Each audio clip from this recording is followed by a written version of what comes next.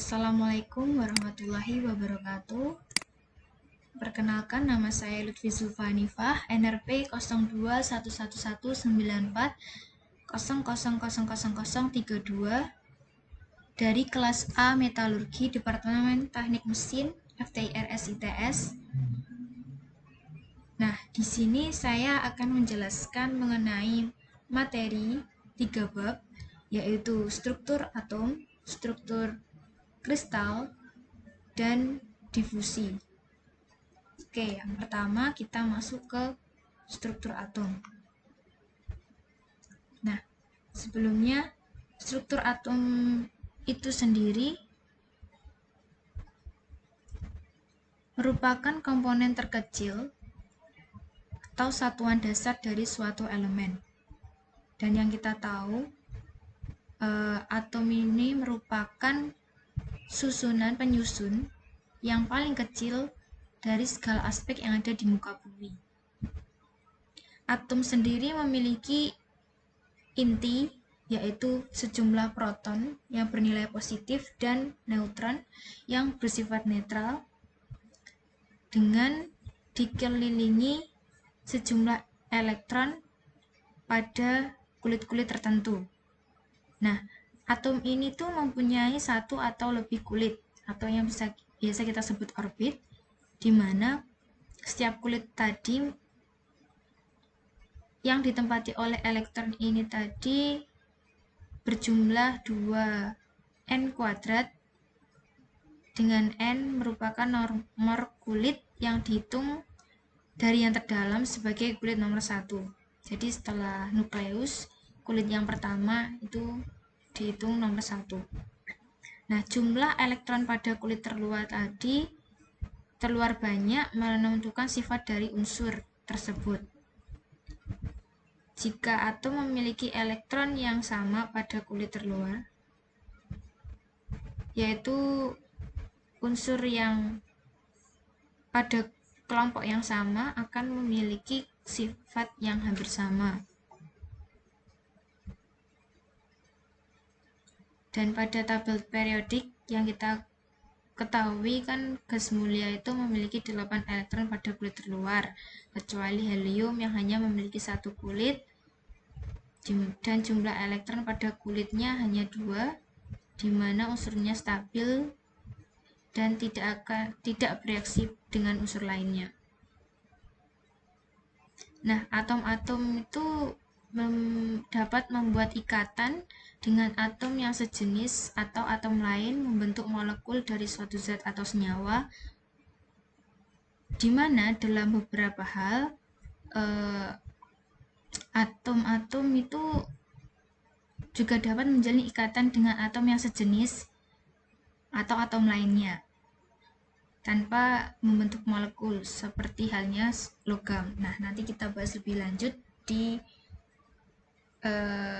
jenis ikatan atom yang utama.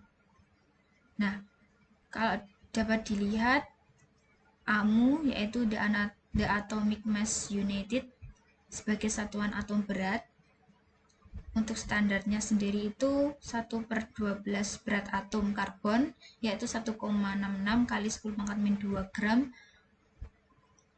untuk 1 AMU. Kita lihat, nah ini sudah saya pelajari di SMA, dan saya kembali pelajari saat mendapatkan mata kuliah pada semester 1, yaitu kimia 1. Nah, X itu sendiri tuh kita kiaskan sebagai lambang atom atau unsur yang ada di tabel periodik, di mana A yaitu nomor massa dan Z yaitu nomor atom. Nah, untuk mencari nomor atom itu nilainya sama dengan jumlah proton dan juga sama dengan jumlah elektron. Untuk nomor massa itu sendiri kita akan tahu jika tidak diketahui, nah tapi diketahui jumlah proton dan neutron, maka kita tinggal tambahkan saja, maka akan menjadi nilai dari nomor massa itu sendiri. Atau karena tadi jumlah proton dan nilai dari jumlah proton dan nomor atom itu sama, maka A dapat dicari dengan nomor atom penjumlahan nomor atom dengan neutron, di mana jumlah neutron itu dapat dicari dengan nomor massa dikurangi nomor atom. Jadi tinggal nanti di soal apa yang diketahui dan apa yang dicari.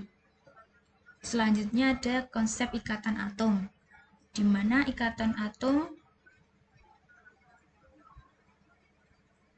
pada ikatan primer ini ada 3 jenis, yaitu ikatan ionik atau ionic bonding, ada ikatan kovalen, ada ikatan logam metalik, dan ikatan sekunder yaitu van der Waals bonding. Nah, untuk ikatan primer yang pertama yaitu ikatan ion, di mana ikatan atomnya ini saling bertukar elektron. Jadi mereka ini berikatan dengan saling bertukar elektron. Nah, penjelasan yang lebih rinci, atom akan paling stabil jika atom itu mempunyai konfigurasi elektron seperti konfigurasi pada gas mulia. Jadi seperti pemenuhan atom elektron yang terdapat pada atom tersebut agar konfigurasinya seperti pada gas mulia. Nah, di mana terdapat 8 elektron pada kulit terluar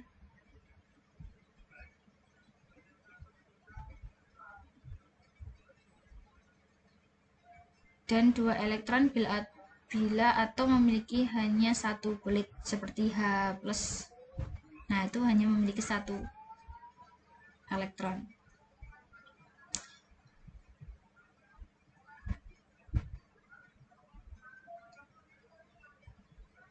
Nah, jika suatu atom memiliki 1 elektron pada kulit terluar, maka ia akan cenderung melepaskan elektron tersebut.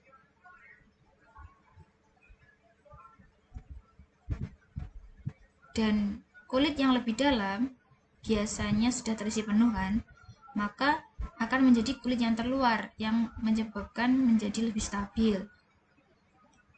Namun hal ini tuh juga menyebabkan atom tersebut itu kelebihan proton, jadi bermuatan positif, sehingga atomnya itu tadi akan bermuatan positif, atau bisa dikatakan atom tersebut akan berubah menjadi ion positif. Sebaliknya, jika suatu atom lain memiliki 7 elektron pada kulit terluar, nah maka untuk mencapai konfigurasi seperti gas mulia, maka harus bernilai 8. Maka atom tersebut akan cenderung menerima 1 elektron lagi dari luar. Jika atom tersebut sudah berikatan dengan atom yang luar, maka atom tersebut akan bermuatan negatif karena kelebihan elektron. Maka akan dinamakan ion negatif. Dan kedua ion ini tadi yang berdekatan itu akan tarik menarik karena kedua ion itu memiliki muatan listrik yang berlawanan, jadi tarik menarik positif dengan negatif.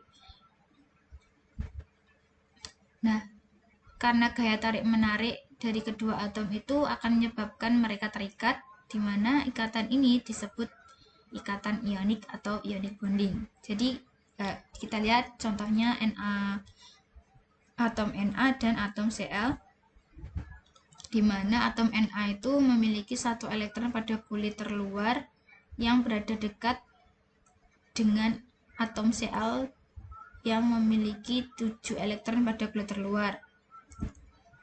Nah, dalam keadaan ini tuh maka elektron dari atom A, 1 elektron dari atom Na akan pindah ke atom Cl. Nah, atom Cl tadi kan 7, untuk atom Na kan 1 pindah, jadi menjadi 8. Jadi konfigurasinya itu seperti gas mulia.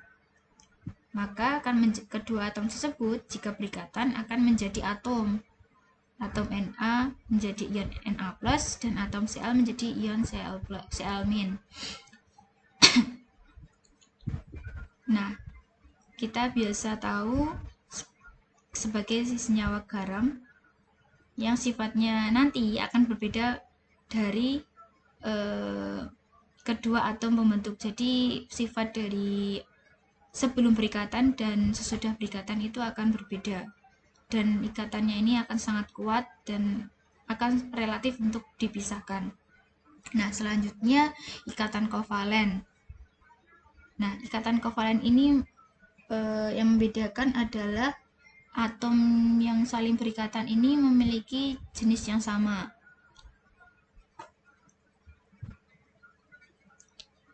Bagaimana maksudnya? Yaitu atom ini dapat memperoleh konfigurasi elektron yang stabil dengan saling meminjamkan elektronnya. Nah, dengan saling meminjamkan, atom-atom akan memperoleh susunan elektron yang stabil tanpa menyebabkan menjadi bermuatan. Nah, ikatan yang terjadi melalui elektron yang dipinjam itu masih saling dipunyai. Jadi elektronnya itu masih mempunyai ikatan dengan atom asalnya, tapi juga sudah terikat dengan atom yang dipinjami, yang meminjamnya. Contohnya adalah H2, Cl2, N2 atau Hf. Nah, dapat dilihat bagaimana ikatan kovalen itu sendiri. Selanjutnya ialah ikatan logam atau metalik. Nah, di ikatan logam ini tuh biasanya terjadi pada unsur logam.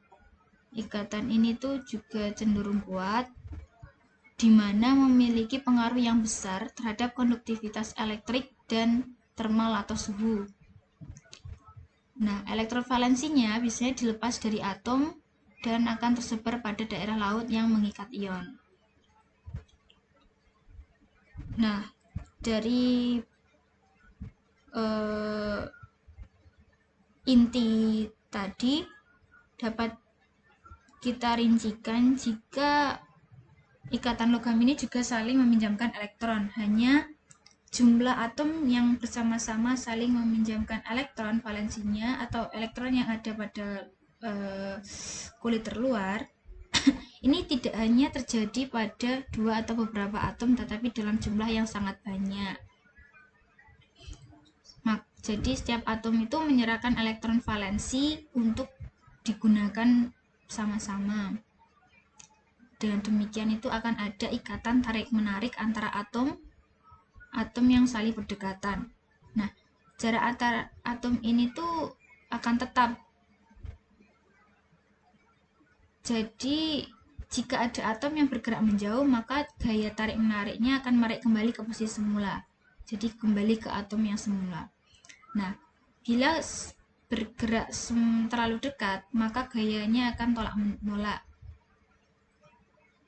Sehingga gaya tolak-menolaknya tadi itu akan semakin besar, sehingga gaya tarik-menariknya itu akan mengecil.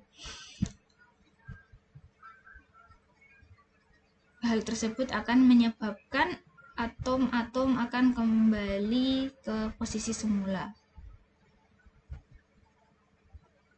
Maka kedudukannya tadi itu relatif terhadap atom lain, jadi tetap gitu.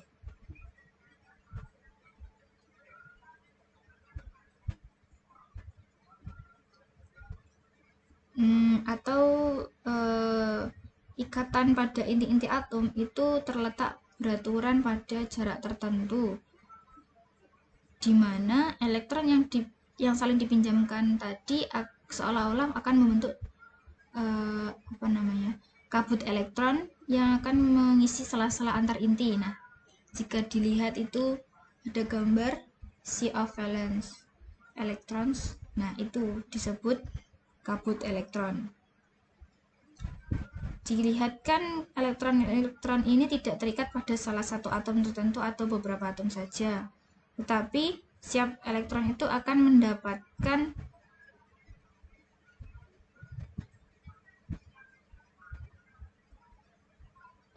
maksudnya setiap atom itu akan mendapatkan bagian elektron.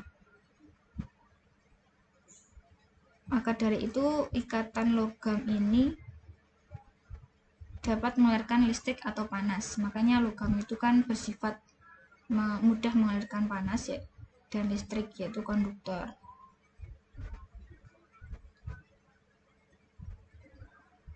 Selanjutnya ikatan sekunder, di mana ikatan sekunder merupakan ikatan antar molekul. Nah, gaya ikatan sekunder ini timbul dari dipol atom atau molekul. Dipol listrik timbul jika ada jarak pisah antara bagian positif dan negatif dari sebuah atom dan molekul. Bersifat fisis, di mana semakin kuat gaya tarik antar molekul, maka semakin sulit untuk memutuskan. Serta titik leleh maupun titik didih suatu senyawa itu tinggi. Nah, contohnya tadi kan ikatan sekunder itu kan ikatan van der Waals. Apa sih ikatan van der Waals itu? Ikatan van der Waals itu merupakan ikatan yang dimiliki oleh gas-gas mulia yang mengalami proses kondensasi. Nah, sehingga fasanya itu tadi akan berubah menjadi fasa cair pada saat temperatur mencapai temperatur yang sangat-sangat rendah. Makanya ikatan ini tuh lebih lemah dibanding ikatan primer, ion, kovalen, logam. Nah, saat fasa gas, masing-masing atom gas mulia tadi itu akan berdiri dengan bebas dan stabil tanpa terikat oleh atom-atom yang lain. Namun pada saat proses kondensasi, atom-atom tersebut itu akan saling terikat oleh gaya yang relatif lemah. Nah, makanya disebut gaya van der Waals. Molekul tadi itu molekul yang terbentuk dari ikatan yang terbentuk antar molekul tadi itu akan terbentuk dari atom-atom yang memiliki elektron-elektron dan proton yang bermuatan berlawanan. Karena berlawanan, maka dua molekul yang berdekatan akan timbul gaya tarik-menarik yang bersumber dari gaya tarik antara inti atom yang bermuatan positif dari molekul yang satu dengan elektron yang dimiliki oleh molekul lainnya. Nah, makanya ikatan ini tuh akan terjadi relatif lemah.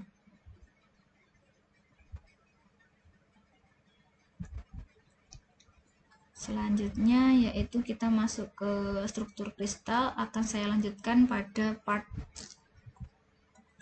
2.